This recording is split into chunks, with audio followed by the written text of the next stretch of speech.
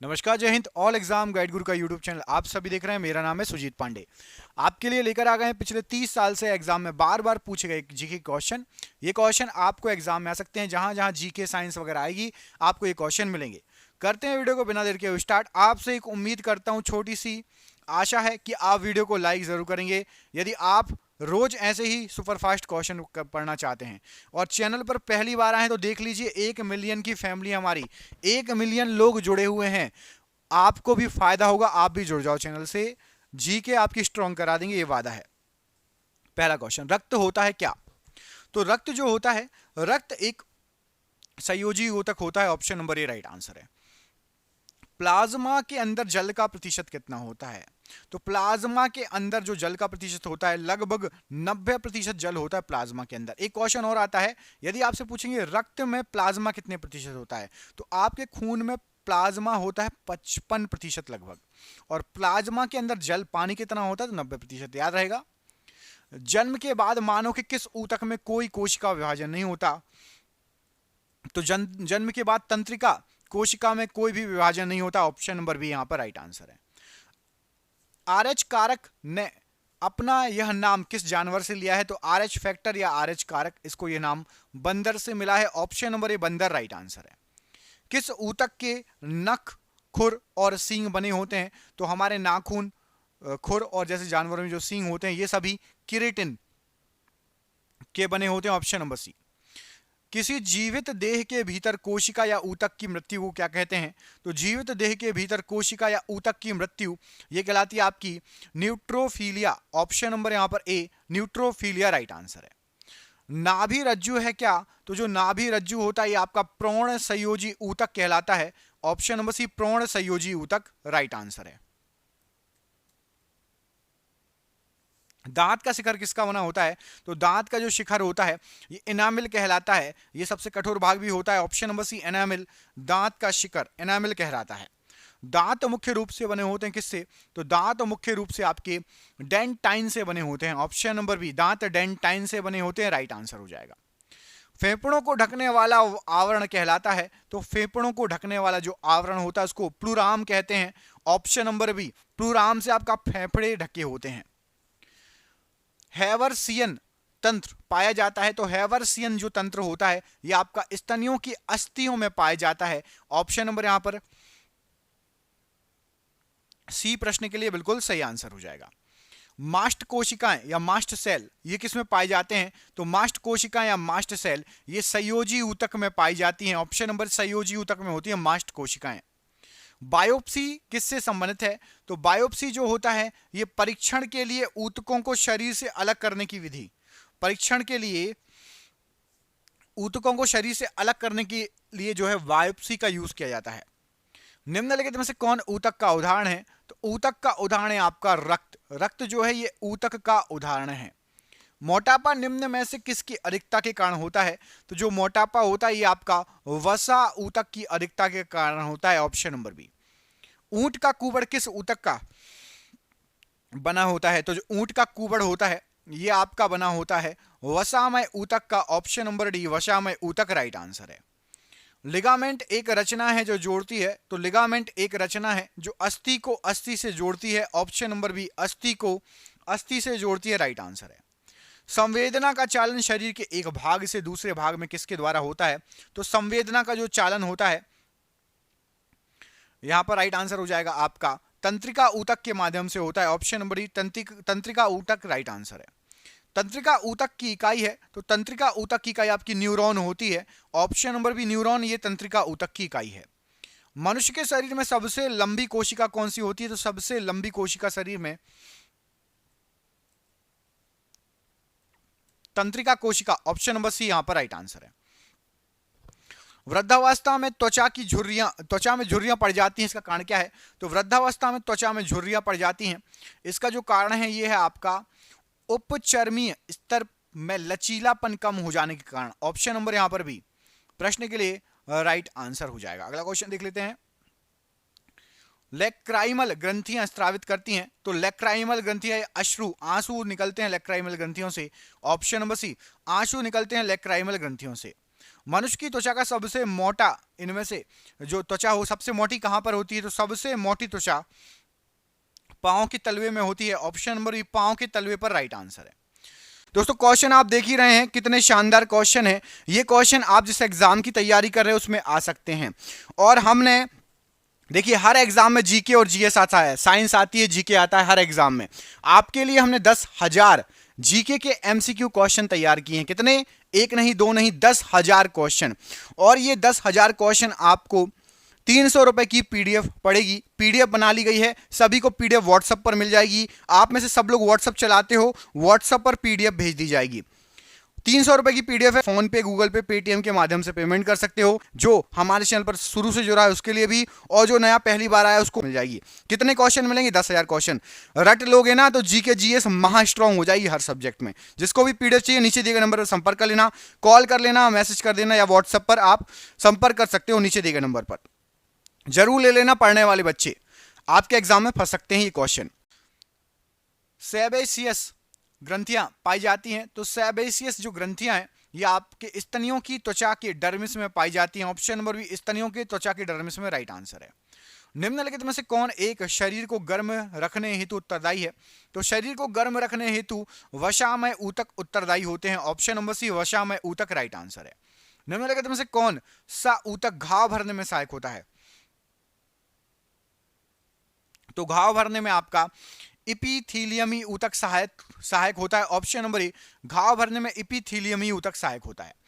किस प्रकार के ऊतक शरीर की सुरक्षा कवच का कार्य करते हैं? तो शरीर की सुरक्षा कवच का कार्य आपका इपीथीलियमी ऊतक करते हैं। ऑप्शन नंबर ए यहां पर राइट आंसर है। हिस्टोलॉजी शब्द का सर्वप्रथम प्रयोग किसने किया? तो हिस्टोलॉजी शब्द का सबसे पहले प्रयोग मेयर के द्वारा किया गया था, Ernest Mayr. Option number A. Homeopathy के संस्थापक कौन है? तो होम्योपैथी के संस्थापक आपके हाइनेमैन है। Option number D, Heinemann right answer है। प्रतिरक्षण तकनीक का विकास किसने किया? तो प्रतिरक्षण तकनीक का विकास एडवर्ड जेनर के द्वारा किया गया। ऑप्शन नंबर बी यहां पर राइट आंसर है। पुनरावर्तन सिद्धांत किसने प्रस्तुत किया? तो पुनरावर्तन सिद्धांत ये आपका हैकेल के द्वारा, अर्नेस्ट हैकेल के द्वारा प्रस्तुत किया गया। Option number C. मधुमेह के उपचार हेतु प्रयुक्त हार्मोन इंसुलिन का आविष्कार किसने किया था? तो इंसुलिन का जो आविष्कार किया गया था ये आपका यहां पर जो ऑप्शन दिए गए हैं राइट आंसर हो जाएगा आपका। तो राइट आंसर हो जाएगा आपका बैटिंग और बेस्ट ने किया था। तो यहां पर आपको एक नाम दिख रहा है तो एक ही लगा दो, FG बैटिंग। ऑप्शन नंबर ए यहां पर राइट आंसर हो जाएगा। रक्त समूह का आविष्कारक कौन है? तो रक्त समूह का आविष्कारक राइट आंसर हो जाएगा आपके लैंड स्टीनर है। ऑप्शन नंबर ए, लैंड स्टीनर रक्त समूह के आविष्कारक हैं। किस वैज्ञानिक ने खोज की थी कि मलेरिया मच्छरों द्वारा होता है? तो मलेरिया मच्छरों द्वारा होता है, ये रोनाल्ड रॉस ने इसकी खोज की थी। Option number A, Ronald Ross right answer है। बायोलॉजी के जन्मदाता के रूप में कौन जाने जाते हैं? तो बायोलॉजी का जन्मदाता अरस्तु को कहा जाता है। ऑप्शन नंबर डी, अरस्तु राइट आंसर है। पेनिसिलिन की खोज किसने की थी? तो पेनिसिलिन की खोज आपके अलेक्जेंडर फ्लेमिंग। ऑप्शन नंबर यहां पर भी, अलेक्जेंडर फ्लेमिंग ने पेनिसिलिन की खोज की थी। प्रथम एंटीबायोटिक की खोज किसने की थी? तो सबसे पहला जो एंटीबायोटिक बना था वो था पेनिसिलिन, और उसकी खोज अलेक्जेंडर फ्लेमिंग ने की थी। तो यदि आपको पेनिसिलिन की खोज आए या सबसे पहले एंटीबायोटिक की खोज आए तो अलेक्जेंडर फ्लेमिंग लगा लेना। लुई पाश्चर किसके लिए जाने जाते हैं? तो लुई पाश्चर जो है इन्होंने रैबीज रोधी टीका खोजा था। ऑप्शन नंबर सी, रैबीज रोधी टीका। कुछ टीके जो आपको बार बार पूछे जाते हैं, जनक पूछे जाते हैं। आधुनिक एंटीसेप्टिक सर्जरी का जनक कौन है? तो आधुनिक एंटीसेप्टिक सर्जरी का जनक है आपके लिस्टर।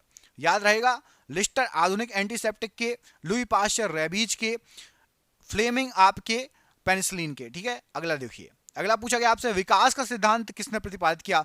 तो विकास का सिद्धांत ये, या डार्विन आए तो डार्विन लगा देना, पूरा नाम इनका Charles Darwin. Option number D, Charles Darwin ने विकास के सिद्धांत का प्रतिपादन किया। डीएनए की संरचना को सबसे पहले किसने रेखांकित किया? तो डीएनए की संरचना को सबसे पहले वॉटसन और क्रिक ने रेखांकित किया। ऑप्शन नंबर सी यहां पर राइट आंसर है। हृदय का पहला प्रतिस्थापन किसके द्वारा किया गया?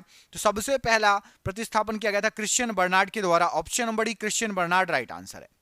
निम्नलिखित में से वह वैज्ञानिक कौन है जिसने पहली बार रुधिर परिसंचरण की व्याख्या की थी? तो आपका रुधिर परिसंचरण की व्याख्या करने वाले सबसे पहले वैज्ञानिक थे Harvey. Option number B.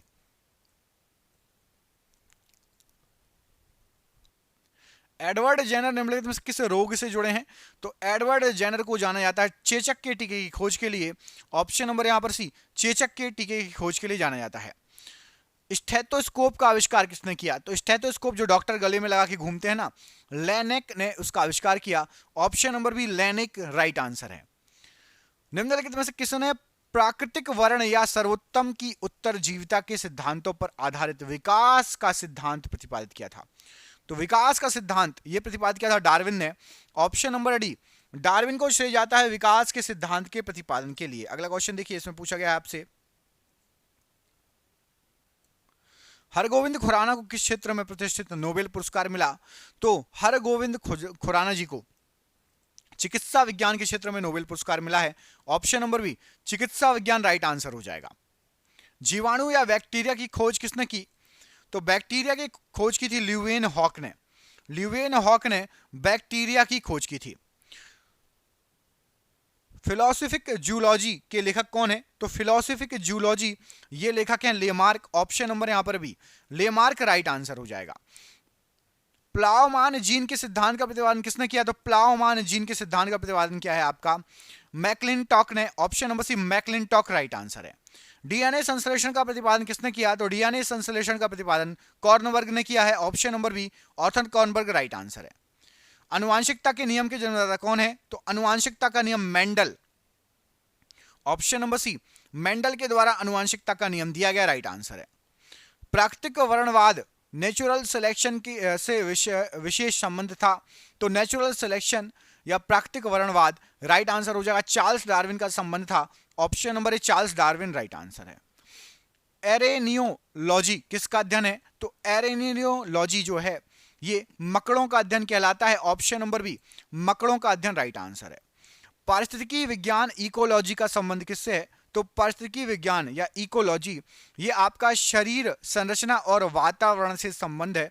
Option number यहां पर सी राइट आंसर है। रक्त में एंटीबॉडी एवं एंटीजन के अध्ययन को क्या कहा जाता है? तो रक्त में एंटीबॉडी और एंटीजन का अध्ययन जो कहलाता है, यहां पर राइट आंसर हो जाएगा सीरोलॉजी कहलाता है। सीरोलॉजी ऑप्शन नंबर यहां पर सी राइट आंसर है। जनसंख्या के अध्ययन को क्या कहा जाता है? तो जनसंख्या का अध्ययन आपका डेमोग्राफी कहलाता है। ऑप्शन नंबर यहां पर सी, डेमोग्राफी जो है ये जनसंख्या के अध्ययन से संबंधित है। आनुवांशिकी किससे संबंधित है? तो आनुवांशिकी आनुवांशिकता से संबंधित होता है। ऑप्शन नंबर ए, आनुवांशिकता से संबंधित होता है आनुवांशिकी। जेनेटिक्स में किसका अध्ययन किया जाता है? तो जो जेनेटिक्स है इसमें आनुवांशिकता एवं गुणसूत्र का अध्ययन किया जाता है। ऑप्शन नंबर ए, आनुवांशिकता और गुणसूत्र का अध्ययन आपका जेनेटिक्स के अंतर्गत होता है। ऑन्कोलॉजी किसका अध्ययन होता है? तो ऑन्कोलॉजी आपका कैंसर से संबंधित अध्ययन को ऑन्कोलॉजी कहते हैं। ऑप्शन नंबर यहां पर बी राइट आंसर है। टिश्यू कल्चर का अध्ययन किससे संबंधित है? तो जो टिश्यू कल्चर होता है अनुवांशिकी के लिए होता है। टिश्यू कल्चर का अध्ययन हम अनुवांशिकी को समझने के लिए करते हैं। ऑप्शन नंबर यहां पर डी राइट आंसर हो जाएगा। अगला क्वेश्चन देखिए, पीडियाट्रिक्स आपने सुना होगा, पीडियाट्रिक्स डॉक्टर हैं, तो निम्नलिखित में से किसके अध्ययन से संबंधित है? तो जो पीडियाट्रिक्स डॉक्टर होते हैं ये शिशु रोग डॉक्टर होते हैं। ऑप्शन नंबर सी, शिशु रोग से संबंधित पीडियाट्रिक्स। जेरेंटोलॉजी निम्नलिखित में से किसके अध्ययन से संबंधित है? तो जेरेंटोलॉजी ये बूढ़ों के अध्ययन से संबंधित है। ऑप्शन नंबर डी, बूढ़ों के अध्ययन को जेरेंटोलॉजी कहा जाता है। विज्ञान की शाखा न्यूरोलॉजी से कौन सा अंग का अध्ययन किया जाता है? तो आपका न्यूरोलॉजी से स्नायु तंत्र का अध्ययन किया जाता है। आपकी नसों, स्नायु तंत्रों का, माफ कीजिएगा, नसों नहीं, स्नायु तंत्र मतलब क्या कहलाएगी? तंत्रिका तंत्र आपकी जो जाती हैं, नर्व्स कहते हैं जिसको। ऊतकों की रचना के अध्ययन से संबंधित विज्ञान कहलाता है। तो ऊतकों की रचना से संबंधित विज्ञान को हिस्टोलॉजी के नाम से जाना जाता है। Option number C, histology right answer है। रेशम पालन क्या कहलाता है? तो रेशम पालन कहलाता है आपका sericulture. Option number B, sericulture जो है ये रेशम पालन कहलाता है। मधुमक्खियों का पालना क्या कहलाता है? तो मधुमक्खियों को पालना एपीकल्चर के अंतर्गत आता है। ऑप्शन नंबर ए, एपीकल्चर राइट आंसर है। जनसंख्या का अध्ययन क्या कहलाता है? तो जनसंख्या के अध्ययन को डेमोग्राफी कहा जाता है। ऑप्शन नंबर यहां पर डी, डेमोग्राफी जनसंख्या का अध्ययन राइट आंसर है। मांसपेशियों का अध्ययन क्या कहलाता है? तो मांसपेशियों का अध्ययन हम करते हैं मायोलॉजी के अंतर्गत। मायोलॉजी के अंतर्गत मांसपेशियों का अध्ययन कहलाता है, किया जाता है। जंतु तथा उसके आसपास के वातावरण संबंधी अध्ययन को क्या कहलाते हैं, क्या कहते हैं? तो जंतु और उसके आसपास से संबंधित वातावरण, इसका अध्ययन हम पारिस्थितिकी में करते हैं। ऑप्शन नंबर ए पारिस्थितिकी राइट आंसर है। जंतु विज्ञान की वह शाखा जिसके अंतर्गत अनुवांशिक लक्षणों तथा उसकी वंशागति का अध्ययन किया जाता है। तो अनुवांशिक लक्षण आपके पापा में जो चीज़ें होती कुछ कुछ आप में आ जाती है, जैसे उनकी यदि हाइट बड़ी होगी आपकी हाइट बड़ी हो जाएगी, उनके बाल कम होंगे आपके बाल कम हो जाएंगे, उनमें शुगर होगी तो आप में भी शुगर आ सकती है, पापा मम्मी में। तो इसको कहा जाता है genetics. Option number D genetics प्रश्न के लिए राइट आंसर हो जाएगा। अगला क्वेश्चन देखिए, जंतु विज्ञान की वह शाखा जिसके अंतर्गत जंतु की बाह्य आकृति बाह्य संरचना इसका अध्ययन किया जाता है। तो जंतु की बाह्य आकृति बाह्य संरचना का अध्ययन मॉर्कोलॉजी में किया जाता है। Option number C morphology right answer है। मछलियों तथा उनसे संबंधित उद्योगों का अध्ययन क्या कहलाता है? तो मछली और उनसे संबंधित उद्योग इख्तियोलॉजी कहा जाता है। Option number C ichthyology right answer है। कीटों से संबंधित जीव विज्ञान की शाखा क्या कहलाती है? तो कीटों से संबंधित जीव विज्ञान की शाखा एंटेमोलॉजी कहलाती है। Option number A entomology right answer है। उस विज्ञान को जो आनुवंशिकता के नियमों द्वारा मानव जाति की उन्नति का अध्ययन करता है क्या कहा जाता है? तो आनुवंशिकता के नियमों द्वारा मानव जाति की उन्नति का अध्ययन जो करता है उसको यूजेनिक्स कहा जाता है। Option number C eugenics right answer है। नलिका विहीन ग्रंथियों का अध्ययन करने वाली जंतु विज्ञान की शाखा को क्या कहा जाता है? तो नलिका विहीन ये एंडोक्राइनोलॉजी कहा जाता है। ऑप्शन नंबर ई एंडोक्राइनोलॉजी राइट आंसर है। मनुष्य के वातावरण को सुधारने से नस्ल सुधारना क्या कहलाता है? तो वातावरण को सुधारने से नस्ल सुधारना इसको यूथेनिक्स कहा जाता है। Option number B euthenics right answer है। वंशागति के नियमों का अध्ययन को क्या कहा जाता है? तो वंशागति के जो नियमों का अध्ययन होता है राइट आंसर हो जाएगा, उसको कहा जाता है अनुवांशिकी। ऑप्शन नंबर सी अनुवांशिकी राइट आंसर हो जाएगा। अगला क्वेश्चन देखिए, मोलस्क समुदाय के जंतुओं के कवच का अध्ययन क्या कहलाता है? तो मोलस्क समुदाय के जंतुओं को कवच का अध्ययन कॉन्कोलॉजी में किया जाता है। Option number B conchology right answer है। कैंसर संबंधी रोगों का अध्ययन किस में करते हैं? तो कैंसर संबंधी रोगों का अध्ययन हम करते हैं ऑन्कोलॉजी में। ऑप्शन नंबर सी ऑन्कोलॉजी है और इसके पहले था कॉन्कोलॉजी, ठीक है, याद रखना। कवच का अध्ययन जंतुओं के कॉन्को और कैंसर है ऑन्को। घाव या वाउंड का अध्ययन क्या कहलाता है? तो घाव या वाउंड का अध्ययन राइट आंसर हो जाएगा ट्रोमेटोलॉजी कहलाता है। घाव का अध्ययन traumatology option number C right answer है।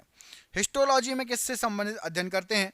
तो हिस्टोलॉजी आपका ऊतक विज्ञान से संबंधित अध्ययन कहलाता है। ऑप्शन नंबर ए ऊतक विज्ञान से संबंधित अध्ययन। ऑर्निथोलॉजी में किसका अध्ययन किया जाता है? तो ऑर्निथोलॉजी में हम पक्षी विज्ञान का अध्ययन करते हैं। पक्षी विज्ञान की शाखा ऑर्निथोलॉजी कहलाती है। ऑप्शन नंबर ए पक्षी राइट आंसर है। मछलियों से संबंधित अध्ययन क्या कहलाता है? तो मछलियों से संबंधित अध्ययन कहलाता है आपका ichthyology. Option number C ichthyology right answer है। तितलियों का अध्ययन क्या कहलाता है? तो तितलियों का अध्ययन करेंगे हम लेपिडेटेरियोलॉजी में। किसमें? ऑप्शन नंबर सी पे लिखा है ना, लेपिडेटेरियोलॉजी राइट आंसर हो जाएगा। कीड़ों के अध्ययन को क्या कहा जाता है? तो कीड़ों का अध्ययन कहलाता है आपका entomology. Option number B entomology right answer है। पैलियोंटोलॉजी के अंतर्गत किसका अध्ययन होता है? तो पैलियोंटोलॉजी के अंतर्गत आपका जीवाश्म संबंधी अध्ययन होता है। ऑप्शन नंबर यहाँ पर डी राइट आंसर है। जीवों के संक्रमण के विरुद्ध प्रतिरोध का अध्ययन क्या कहलाता है? तो जीवों के संक्रमण के विरुद्ध जो प्रतिरोध का अध्ययन होता है वो आपका कहलाएगा इम्यूनोलॉजी। तो यहाँ पर ऑप्शन नंबर बी इम्यूनोलॉजी प्रश्न के लिए बिल्कुल सही आंसर हो जाएगा। अस्थियों का अध्ययन विज्ञान की किस शाखा के अंतर्गत किया जाता है? तो हमारे शरीर की जो अस्थियां हैं उसका अध्ययन किया जाता है आपका ऑस्टियोलॉजी के अंतर्गत। ऑप्शन नंबर बी ऑस्टियोलॉजी अस्थियों से संबंधित अध्ययन है। मानव त्वचा का अध्ययन करने वाली विज्ञान की शाखा क्या कहलाती है? तो मानव त्वचा का अध्ययन किया जाता है डर्मेटोलॉजी के अंतर्गत। Option number B dermatology right answer है। भूमिगत जल के प्रवाह के साथ नीचे की ओर बहने वाले प्रदूषकों को क्या कहते हैं? तो भूमिगत जल के प्रवाह के साथ जो नीचे की ओर प्रदूषक बहते हैं उसको निच्छालक कहा जाता है। ऑप्शन नंबर ए निच्छालक प्रश्न के लिए राइट आंसर हो जाएगा। भूमिगत जल को दूषित करने वाले अजैविक प्रदूषक कौन है? तो भूमिगत जल को दूषित करने वाले अजैविक प्रदूषक हैं आपके शैवाल। ऑप्शन नंबर बी शैवाल राइट आंसर है। और ये आज का आखिरी क्वेश्चन, पर्यावरण संरक्षण के लिए कौन सी अंतर्राष्ट्रीय एजेंसी कार्य कर रही है? तो पर्यावरण संरक्षण के लिए ग्रीन पीस अंतर्राष्ट्रीय एजेंसी कार्य कर रही है। आपके लिए सरप्राइज क्वेश्चन है, आपको कमेंट करके इसका आंसर बताना है कि उर्वरक के अत्यधिक प्रयोग से क्या होता है। उर्वरकों के अत्यधिक प्रयोग से क्या होता है प्रश्न के इस प्रश्न का आंसर आप कमेंट करके बताना। मैं आपको दो ऑप्शन दे रहा हूं, मृदा प्रदूषण या फिर उपरोक्त सभी। उर्वरक से क्या होता है, मिट्टी खराब होती है, या ये सभी जो ऑप्शन में दिए गए हैं ये सभी खराब होते हैं। कमेंट बॉक्स में इस प्रश्न का आंसर कमेंट करके बताना। हम मिलेंगे आपसे अगले वीडियो में। दोस्तों वीडियो अच्छा लगा तो वीडियो को लाइक कर दो, चैनल पर पहली बार आए हो ना चैनल को सब्सक्राइब कर लेना। 1 मिलियन की फैमिली है, आपको जीके अच्छी लगी होगी तभी आपने पूरा वीडियो देखा। आगे भी आपको एक काम में आएंगे, हमारा वादा है जीके अच्छी करा देंगे। सब्सक्राइब जरूर कर लेना। जिसको पीडीएफ चाहिए नीचे दिए गए नंबर पर संपर्क कर लेना। हम मिलेंगे आपसे अगले वीडियो में। अपना ख्याल रखिए। जय हिंद, जय भारत।